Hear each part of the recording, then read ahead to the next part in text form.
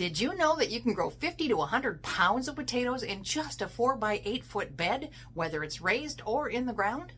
Today I'm showing you 5 proven methods for planting your potatoes, whether you have clay soil, sandy soil, or the perfect loam. One of these methods will work for you. Before I start on planting methods, let's talk about timing and seed potato preparation because these two things can make or break your potato harvest. For most of us, potatoes should go in the ground 2 to 4 weeks before your last frost date. Here in Zone 4, that means I plant around Good Friday or a little later.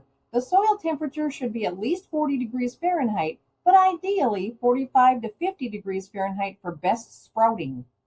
Now, about seed potatoes, and this is important, you want certified seed potatoes from a garden center or seed company, not grocery store potatoes unless they're selling seed potatoes. Why? Because grocery store potatoes are often treated with sprout inhibitors, and they can carry diseases that will devastate your crop. If your seed potatoes are small, about golf ball size, you can plant them whole. Larger potatoes should be cut into pieces with at least 2 eyes each, and each piece should be about 2 ounces. After cutting, let them cure for 24 to 48 hours in a cool, humid place so the cut surfaces callus over. This prevents rot when they go into the ground.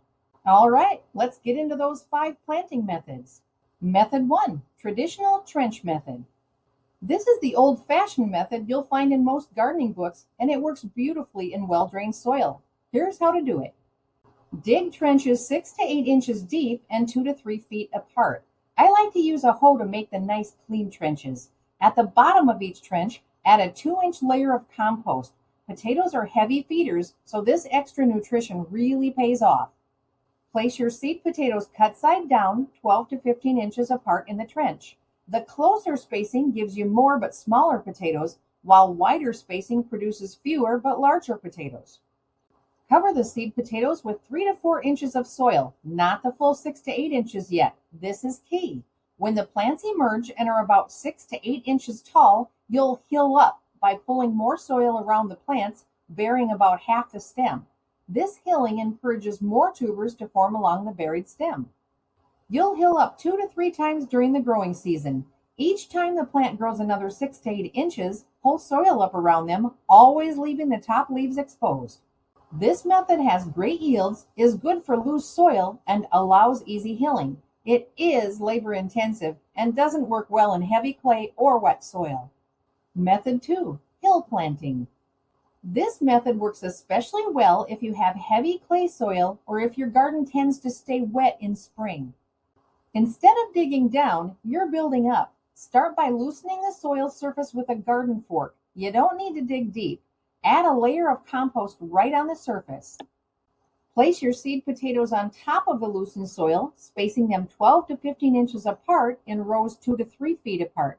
Then mound 4 to 6 inches of soil mixed with compost over each potato. As the plants grow, continue building the hills higher and wider, just like you would with trenching. The goal is to create hills that are 10 to 12 inches high and about 12 inches wide at the base. This method is perfect for heavy clay soil, has great drainage, and warms up quickly in spring. However, it does require more soil or compost to build hills and can dry out faster in hot weather. Method 3, straw mulch, no dig method. This is my absolute favorite method for clay soil, and it's incredibly easy. Here's the process. Loosen the soil surface lightly with a garden fork. Just scratch it up. Lay your seed potatoes right on the surface, 12 to 15 inches apart. Cover them with 2 to 3 inches of compost or aged manure. This provides the nutrition they need.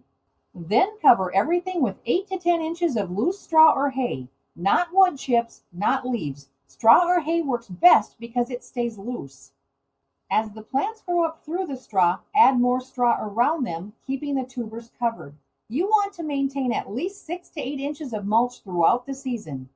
The great part about this method is it keeps the soil cool and moist and suppresses weeds beautifully. The harvest is easy. Just pull back the straw. It's really excellent for clay soil.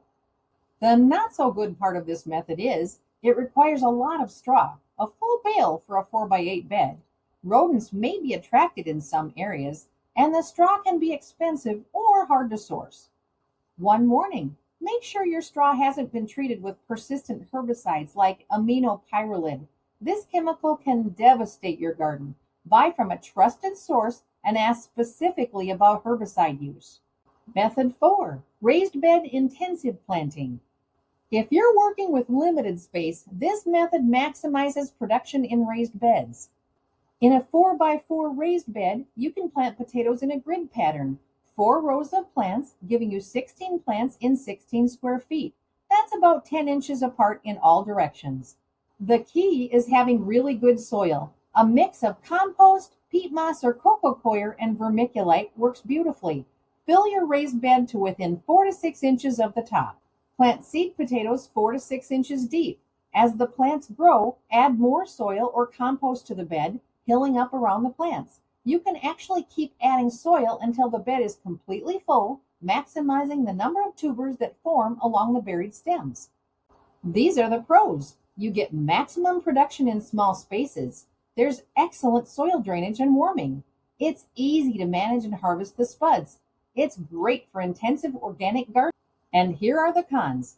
It requires investment in raised bed materials. You definitely need a high quality soil mix, and the bed can dry out quickly. Method 5. Double dug intensive method. This is the most labor intensive method, but it produces absolutely incredible yields. We're talking 100 plus pounds in a 4x8 bed. This method comes from biointensive gardening and involves deep soil preparation. Mark out a bed 3 to 4 feet wide and any length. Remove the top 12 inches of soil from the first section and set it aside. Loosen the subsoil another 12 inches deep with a garden fork. You're creating 24 inches of loose soil total.